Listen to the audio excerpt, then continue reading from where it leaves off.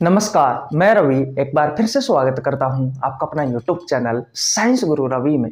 Guys, आप सभी को पता है 1 फरवरी से रेलवे वाले बच्चों के लिए हमने बायोलॉजी का एक स्पेशल बैच स्टार्ट किया था, जिसमें हम आपको बायोलॉजी के प्रीवियस ईयर के क्वेश्चन करवा रहे हैं चैप्टर वाइज। ह्यूमन डिसीज अर्थात मानव रोग के प्रीवियस ईयर के क्वेश्चन हम आपको करवा चुके। विटामिन वाले चैप्टर के प्रीवियस ईयर के क्वेश्चन हम करवा चुके। अभी फिलहाल हम जिस चैप्टर के प्रीवियस ईयर के क्वेश्चन कर रहे हैं उस चैप्टर का नाम है डाइजेस्टिव सिस्टम। तो सबसे पहले तो आप हेडिंग लगा लीजिए भैया, डाइजेस्टिव सिस्टम। डाइजेस्टिव सिस्टम अर्थात पाचन तंत्र। और इस चैप्टर के भी भैया 15 क्वेश्चन कंप्लीट हो चुके। आज हम स्टार्ट करने वाले हैं क्वेश्चन नंबर 16 से। अच्छे क्वेश्चन है और सभी क्वेश्चन आपसे ज़्यादातर रेलवे ग्रुप डी में पूछे जाने वाले क्वेश्चन है। और आप सभी को पता है रेलवे ग्रुप डी में जो क्वेश्चन पूछे जाते हैं वो बहुत अच्छे क्वेश्चन पूछे जाते हैं, इसलिए वीडियो को एंड तक देखना। चलिए आज की क्लास की शुरुआत करते हैं। ये रहा आपके स्क्रीन के सामने क्वेश्चन नंबर 16। बताइए भैया क्वेश्चन नंबर 16 का आंसर। क्वेश्चन नंबर 16 कहता है निम्न में से कौन सा आमाशय में बनने वाला एक प्रोटीन पाचक एंजाइम है। यह आपके ऑप्शन है। ऑप्शन नंबर ए है HCl, ऑप्शन नंबर बी है माल्टेज, ऑप्शन नंबर सी है ट्रिप्सिन और ऑप्शन नंबर डी है भैया पेप्सिन। यह क्वेश्चन आपसे RRB ग्रुप डी में पूछा गया है 26/8/2022 को। अच्छा क्वेश्चन, बताइए भैया इस क्वेश्चन का आंसर क्या होगा। आता है तो कमेंट बॉक्स में लिख दीजिए, नहीं आता है तो बोर्ड की तरफ देखिए। आमाशय के बारे में सुना है आपने? आमाशय, इस आमाशय को बेटा आम भाषा में आप पेट कहते हो या फिर स्टोमच। हमारे पेट में क्या होता है, अंदर की तरफ उत्तकों की बनी हुई एक परत होती है और उस उत्तकों की बनी हुई परत को कहा जाता है गैस्ट्रिक ग्लैंड। ध्यान से समझना मेरी बात को। गैस्ट्रिक ग्लैंड यानी कि जठर ग्रंथि। और ये जो जठर ग्रंथि है ये निर्माण करती है भैया किसका? गैस्ट्रिक जूस का। किसका? गैस्ट्रिक जूस का यानी कि जठर रस का। और इस जठर रस में HCl होता है, हाइड्रोक्लोरिक अम्ल, जिसे आप आम भाषा में तेजाब कहते हो। इसमें वाटर होता है यानी कि पानी होता है और इसमें भैया एंजाइम होते हैं। अब कौन कौन से एंजाइम होते हैं? तो भैया 2 एंजाइम होते हैं और दोनों ही निष्क्रिय अवस्था में होते हैं। एक होता है पेप्सिनोजन एंजाइम और एक होता है प्रोरेनिन एंजाइम। अब ये वर्तमान के टाइम पर बेटा दोनों के दोनों ही एंजाइम निष्क्रिय अवस्था में है। ये निष्क्रिय अवस्था में है। तो सबसे पहले इन्हें सक्रिय बनाने का काम कौन करता है? HCl करता है। तो HCl क्या करता है? आमाशय में उपस्थित, आपसे क्वेश्चन पूछा जाता है कि आमाशय में उपस्थित जो निष्क्रिय एंजाइम होते हैं उन निष्क्रिय एंजाइमों को सक्रिय बनाने में कौन सहायक होता है? तो भैया आपका HCl होता है। ये HCl क्या करता है? इन पेप्सिनोजन एंजाइम को पेप्सिन में बदल देता है। अब ये भैया इस पेप्सिनोजन एंजाइम का ये सक्रिय रूप है पेप्सिन। और इस प्रोरेनिन एंजाइम को ये जो HCl होता है, हाइड्रोक्लोरिक अम्ल होता है, ये रेनिन एंजाइम में परिवर्तन कर देता है। अब ये फिलहाल दोनों के दोनों ही एंजाइम सक्रिय अवस्था में है यानी कि अब ये ऐसी अवस्था में है अब ये अपना काम कर सकते हैं। दोनों के दोनों ही एंजाइम प्रोटीन के पाचन में सहायक होते हैं। ये प्रोटीन के पाचन में सहायक होते हैं। पाचन में सहायक होते हैं। अगर आपने जो पिछले 1-2 मिनट में मैंने जो बात बोली है अगर आपने ध्यान से सुनी होगी तो भैया ये क्वेश्चन आपको अच्छे से समझ में आ गया होगा और इस क्वेश्चन का आंसर का पता भी अब तक आपको चल गया होगा। पहले मैं आपको एक बार और बता देता हूं कि मैंने आपको क्या सिखाया है। मैंने आपसे कहा है, एक मिनट रुकना, सॉरी, हाँ, मैंने आपसे कहा है कि आपके पेट में अंदर की तरफ उत्तकों की बनी हुई एक परत होती है और उस परत को कहा जाता है गैस्ट्रिक ग्लैंड यानी कि जठर ग्रंथि। और ये जठर ग्रंथि निर्माण करती है जठरस का यानी कि गैस्ट्रिक जूस का। और इस गैस्ट्रिक जूस में HCl होता है, हाइड्रोक्लोरिक अम्ल होता है, वाटर होता है यानी कि पानी होता है और एंजाइम्स होते हैं। 2 एंजाइम होते हैं, दोनों ही निष्क्रिय अवस्था में होते हैं, पेप्सिनोजन एंजाइम और प्रोरेनिन एंजाइम। ये अभी निष्क्रिय अवस्था में है। ये जो HCl होता है, हाइड्रोक्लोरिक अम्ल होता है, ये भैया इन दोनों एंजाइमों को सक्रिय अवस्था में ला देता है, यानी कि पेप्सिनोजन एंजाइम को HCl पेप्सिन में बदल देता है और प्रोरेनिन एंजाइम को जो HCl होता है वो रेनिन में बदल देता है। अब ये पेप्सिन और रेनिन दोनों ही सक्रिय अवस्था में है और ये दोनों के दोनों ही एंजाइम प्रोटीन के पाचन में सहायक होते हैं। अब क्वेश्चन को पढ़िए, आपका आंसर आ जाएगा। निम्न में से कौन सा आमाशय में बनने वाला एक, 2 बार एक लिख दिया, एक मिटा देता हूं, एक प्रोटीन पाचक एंजाइम है, एक प्रोटीन पाचक एंजाइम है। HCl है क्या? नहीं भैया, ये एंजाइम नहीं है, ये हाइड्रोक्लोरिक अम्ल है जो कि जठरस में पाया जाता है। तो पहला ऑप्शन गलत हो जाएगा। माल्टेज, हाँ मानता हूं ये एक एंजाइम है पर ये छोटी आंत में पाया जाता है, आपके पेट में नहीं पाया जाता। अगर आपने पाचक एंजाइमों के बारे में नहीं पढ़ा है तो कल ही मैंने पाचक एंजाइमों के बारे में आपको बहुत अच्छे से पढ़ाया था, वो वीडियो आपको नीचे लिंक डिस्क्रिप्शन में मिल जाएगी, जाकर देख लेना। जितने भी भोजन के पाचन में एंजाइम सहायक होते हैं वो सभी एंजाइम मैंने आपको अच्छे से करवाए हैं। ट्रिप्सिन, बेटा ट्रिप्सिन भी एक एंजाइम है जो प्रोटीन के पाचन में सहायक होता है, लेकिन भैया ये हमारे पेट में नहीं होता, ये निकलता है अग्नाशय रस से, पैंक्रियाटिक जूस से निकलता है। हाँ मानता हूं ये भी प्रोटीन के पाचन में सहायक होता है, लेकिन क्वेश्चन को ध्यान से पढ़ोगे तो आपसे कहा गया है निम्न में से कौन सा आमाशय में यानी कि पेट में बनने वाला एक प्रोटीन पाचक एंजाइम है। आपको उस एंजाइम के बारे में पूछा गया है जो आपके आमाशय में बनता हो और दूसरी बात वो प्रोटीन का पाचन करता हो। तो भैया इसका राइट आंसर हो जाएगा ऑप्शन नंबर डी, पेप्सिन। अब यहाँ पर भैया क्वेश्चन समाप्त नहीं हुआ, अभी तो आपको यह भी तो सीखना है कि ये पेप्सिन जो एंजाइम होता है ये किस तरीके से प्रोटीन के पाचन में सहायक होता है। इसके लिए पहले स्क्रीनशॉट ले लीजिए आप, ले लिया आपने स्क्रीनशॉट? ओके भैया, मैं इन्हें मिटा देता हूँ और आपको ये बताता हूँ कि किस तरीके से ये पेप्सिन एंजाइम प्रोटीन के पाचन में सहायक होता है। मैंने आपसे कहा कि ये जो पेप्सिन एंजाइम होता है ये प्रोटीन के पाचन में सहायक होता है। अब प्रोटीन किससे प्राप्त होती है? जो प्रोटीन के स्रोत है उनसे प्राप्त होती है। जैसे कि मान लीजिए आपने दूध पिया, अंडा खाया, मशरूम, सोयाबीन, दालें, चिकन वगैरह में, इन सब में बेटा जो प्रोटीन होता है वो भरपूर मात्रा में होता है। तो इन सब से आपको क्या प्राप्त होता है? इन सब से आपको प्रोटीन प्राप्त होता है। और इस प्रोटीन को भैया आपका ये जो एंजाइम होता है, कौन सा एंजाइम? ये जो पेप्सिन एंजाइम होता है, ये जो पेप्सिन एंजाइम होता है, एक मिनट रुकना भैया, ये जो पेप्सिन एंजाइम होता है, देखिए भैया हम बात कर रहे थे कि अगर आप दूध पीते हो, अंडा, मशरूम, सोयाबीन, दाल या चिकन का सेवन करते हो तो इन सब से आपको प्रोटीन प्राप्त होती है। इन सब से क्या प्राप्त होती है? प्रोटीन प्राप्त होती है।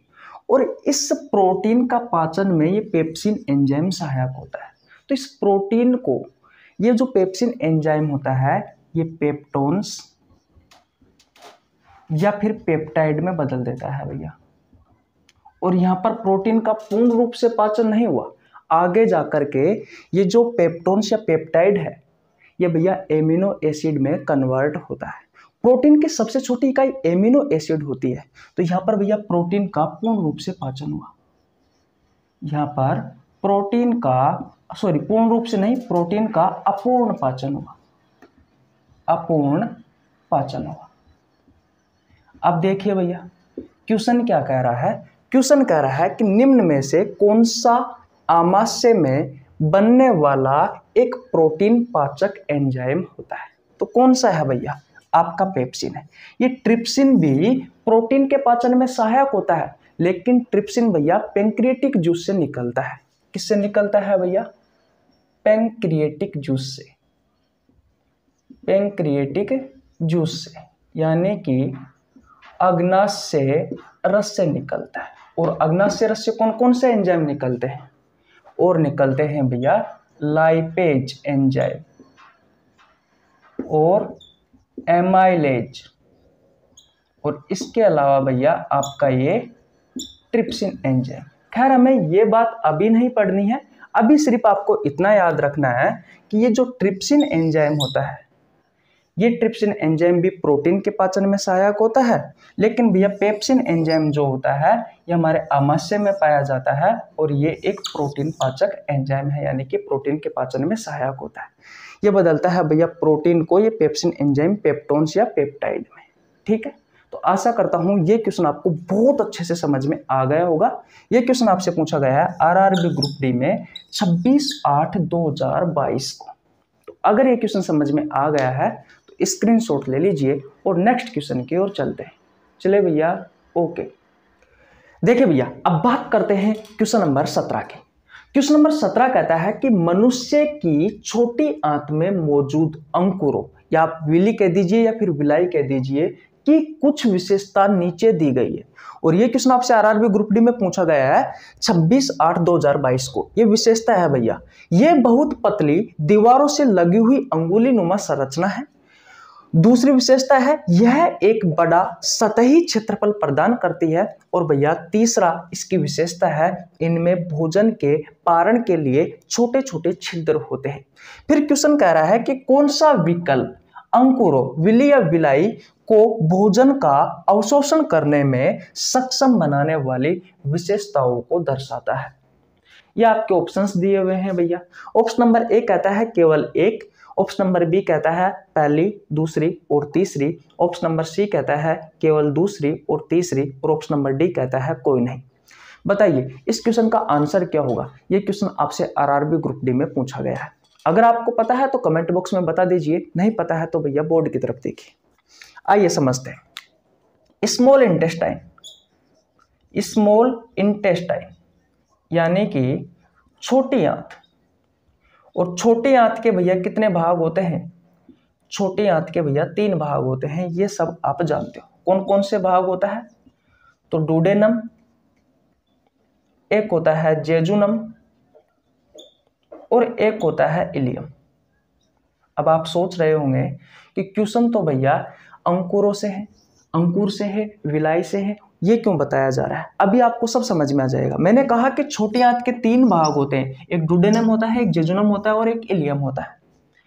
इस डुडेनियम वाले भाग में बेटा भोजन का पूर्ण रूप से पाचन हो जाता है, भोजन का पूर्ण रूप से पाचन हो जाता है, पूर्ण रूप से पाचन हो जाता है। हल्का फुल्का इस पचे हुए भोजन का अवशोषण जेजुनम वाले भाग में होता है, लेकिन बेटा सबसे ज्यादा जो पचे हुए भोजन का जो अवशोषण होता है वो होता है इस इलियम वाले भाग में। मैं आपको बता दूं छोटी आंत का सबसे बड़ा भाग होता है ये इलियम। तो पहले लिख लीजिए ये छोटी आंत का सबसे बड़ा भाग है, और इस भाग में बेटा भोजन का यानी कि जो पचा हुआ भोजन है उसका सबसे ज्यादा एब्जॉर्प्शन होता है, यानी कि अवशोषण होता है। अब इसमें ऐसे क्या पाया जाता है, यानी कि इस इलियम वाले भाग में ऐसी क्या पाया जाता है, ऐसा क्या पाया जाता है जो भैया पचे हुए भोजन का सबसे ज्यादा अवशोषण करता है। तो इसमें एक संरचना होती है भैया, एक अंगुली नुमा संरचना होती है। तो इसमें कुछ महत्वपूर्ण पॉइंट है जिनके बारे में आपको याद रखना है। यह एक अंगुली नुमा संरचना है। तो पहला मैंने क्या लिखा कि यह एक अंगुली नुमा संरचना होती है। अंगुलीनुमा संरचना होती है। ये जो अंगुलीनुमा संरचना होती है इसमें आप देख सकते हो ये कुछ इस तरीके से होती है। ऐसा क्यों बना हुआ होता है ये? क्योंकि ये अधिक से अधिक इसका पृष्ठीय क्षेत्रफल हो ताकि ये अधिक से अधिक भोजन का, अधिक से अधिक पचे हुए भोजन का अवशोषण कर सके। इसलिए इसकी जो संरचना होती है वो अंगुलीनुमा होती है, इसके कारण इसका पृष्ठीय क्षेत्रफल अधिक होता है। दूसरा आपको क्या याद रखना है, इसका जो पृष्ठीय क्षेत्रफल है वो भैया अधिक होता है। और तीसरा पॉइंट आपको क्या याद रखना है कि इसमें छोटे छोटे छिद्र पाए जाते हैं जो पचे हुए भोजन को अवशोषण करने में सहायक होते हैं। इसमें क्या पाए जाते हैं भैया? छोटे छोटे छिद्र पाए जाते हैं, छोटे छोटे छिद्र पाए जाते हैं। अब मैंने आपको 3 चीजें याद करवाई। पहली चीज कौन सी है कि यह एक अंगुलीनुमा संरचना के समान, कहने का मतलब यह एक अंगुलीनुमा संरचना होती है। दूसरी, इसमें पृष्ठीय क्षेत्रफल ज्यादा होता है ताकि ये पचे हुए भोजन का अधिक से अधिक अवशोषण कर सके। तीसरी चीज क्या है, इसमें छोटे छोटे छिद्र पाए जाते हैं भैया।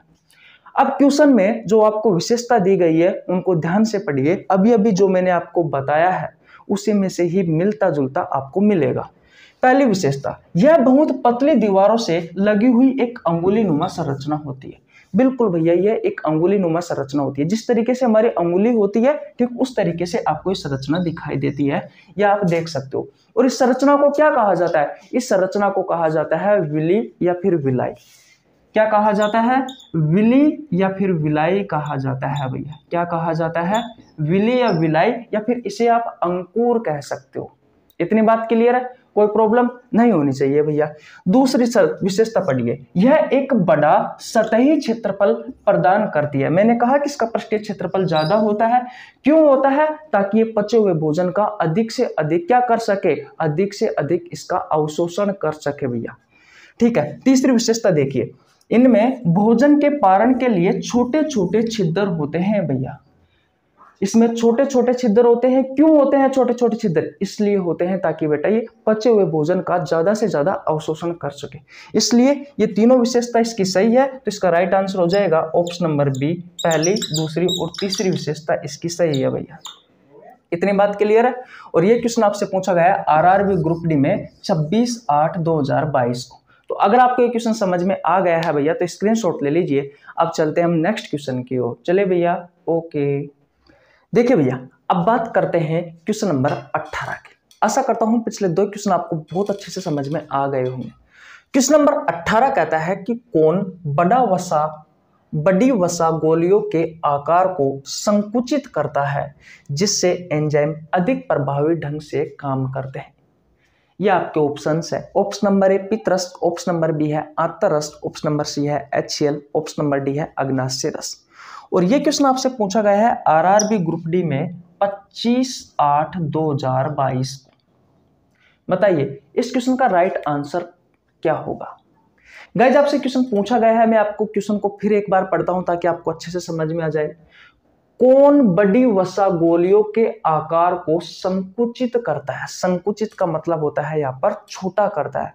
कहने का मतलब कौन जो बड़ी वसा गोलियां होती है उनको भैया छोटी वसा गोलियों में तोड़ने का काम करता है। ये आपसे क्वेश्चन कह रहा है जिससे एंजाइम अधिक प्रभावी ढंग से काम करते हैं। आपके ऑप्शंस दिए हुए हैं। अगर आपको इस क्वेश्चन का आंसर पता है तो कमेंट बॉक्स में बताइए, नहीं पता है तो भैया बोर्ड की तरफ देखिए। देखिए भैया, बाइल जूस के बारे में यहाँ पर बात हो रही है, यानी कि पित्तरस के बारे में यहाँ पे बात हो रही है।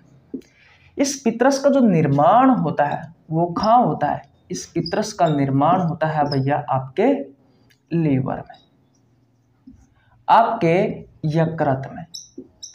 और ये स्टोर कहाँ होता है ये पित्तरस? तो भैया ये पित्तरस जमा होता है भैया कहाँ पे? आपके गोल ब्लैडर में, गोल ब्लैडर में, यानी कि पित्ताशय में। और कार्य कहाँ जाकर के करता है? तो भैया ये कार्य करता है आपकी स्मॉल इंटेस्टाइन में। और काम क्या करता है? छोटी आंत में जाकर के। तो भैया ये काम करता है, यानी इसका जो पहला कार्य होगा वो हो जाएगा ये वसा के पाचन में सहायक होता है। अभी मैं आपको बताऊंगा किस तरीके से वसा के पाचन में सहायक होता है। पहले मैं पेन में साई डाल लेता हूं भैया, और साथ ही साथ में मैं आपको हमारे इस चैनल का शेड्यूल भी बता देता हूं।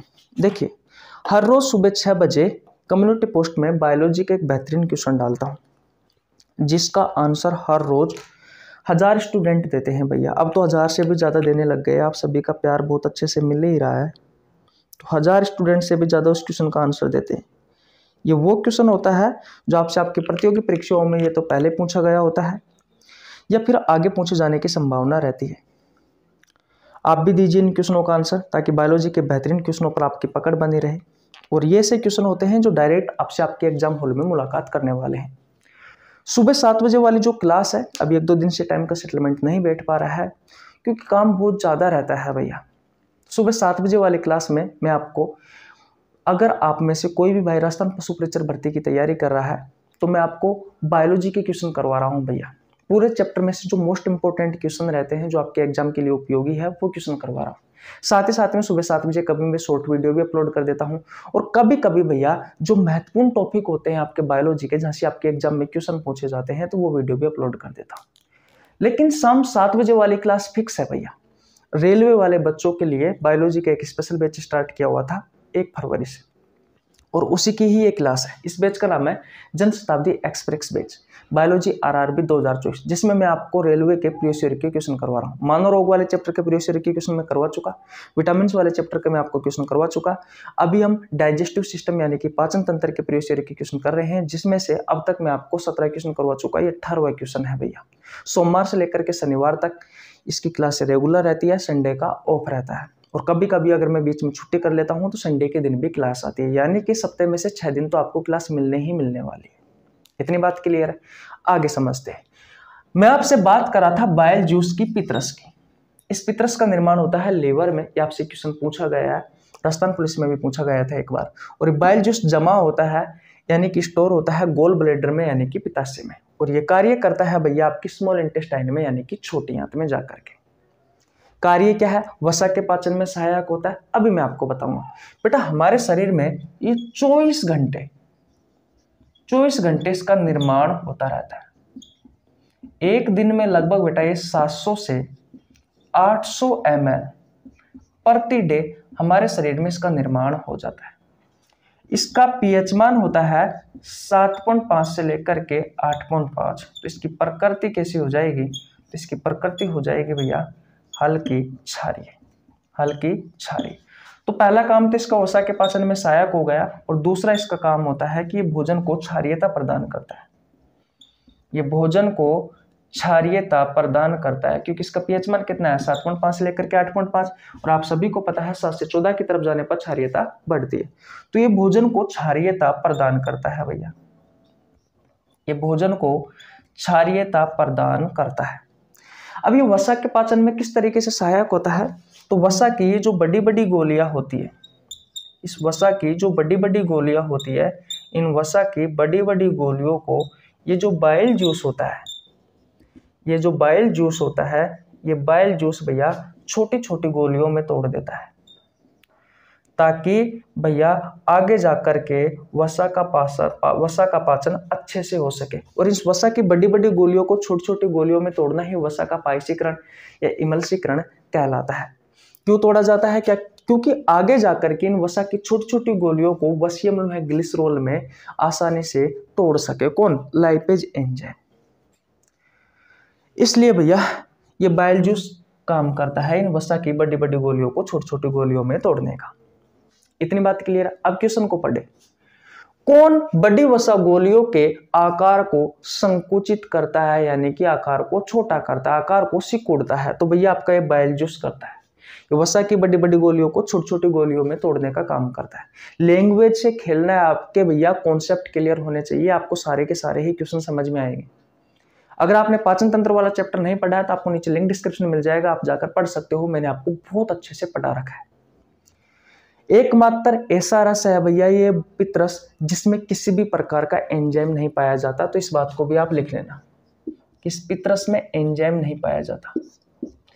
ये स्वयं भोजन के पाचन में सहायक होता है। आप सभी को पता है हमारे शरीर में कार्बोहाइड्रेट, प्रोटीन और वसा का ही पाचन होता है, तो ये वसा के पाचन में सहायक होता है। ये वसा की बड़ी बड़ी गोलियों को छोटी छोटी गोलियों में तोड़ने में सहायक होता है। कौन? ये बाइल जूस। इसका निर्माण लीवर में होता है, जमा गोल ब्लैडर में होता है, कार्य छोटी आंत में आकर करता है। क्या काम करता है? तो वसा के पाचन में सहायक होता है।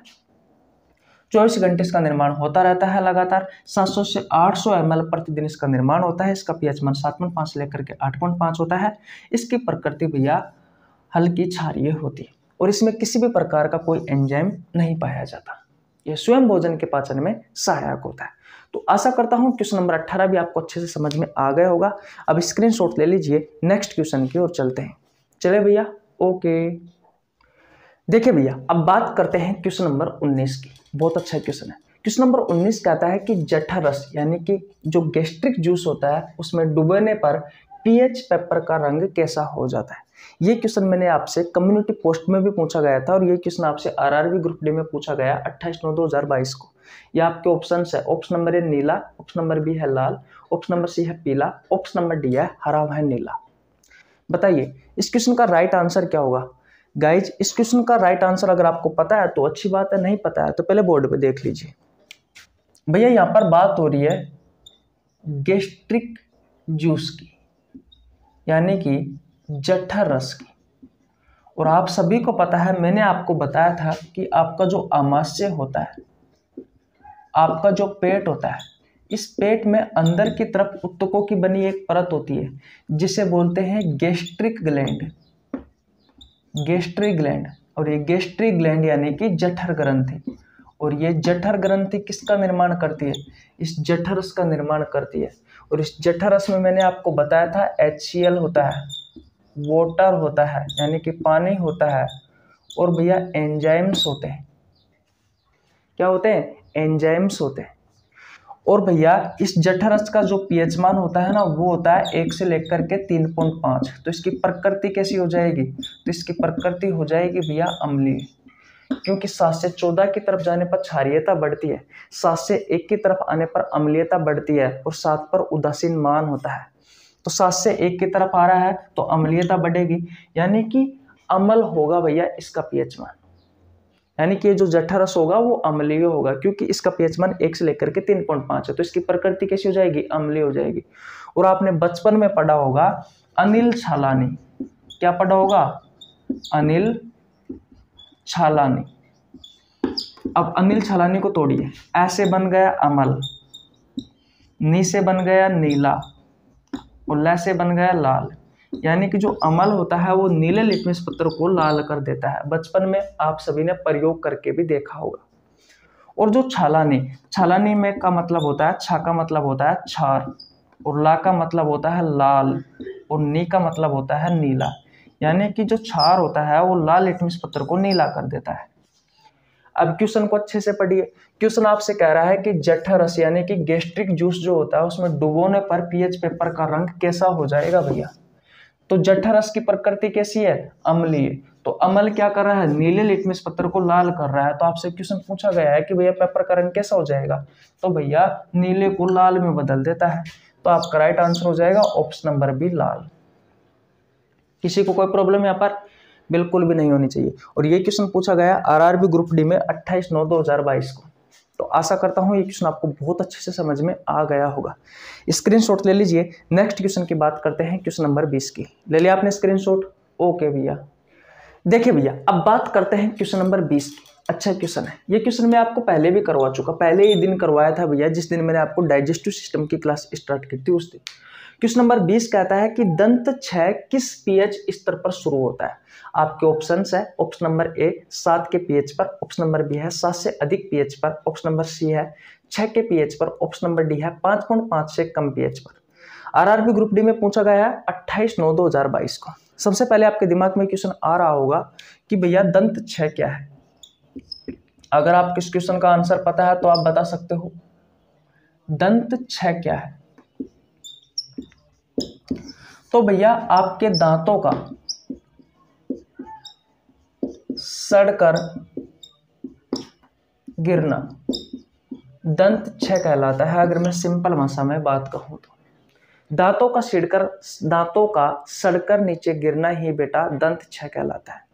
ऐसा क्यों होता है? क्योंकि आप सभी को पता है हम भोजन करते हैं, लेकिन कभी कभी क्या होता है, हम जब ब्रश नहीं करते हैं तो बचा हुआ जो भोजन है वो आपके दांतों के बीच में फंस जाता है।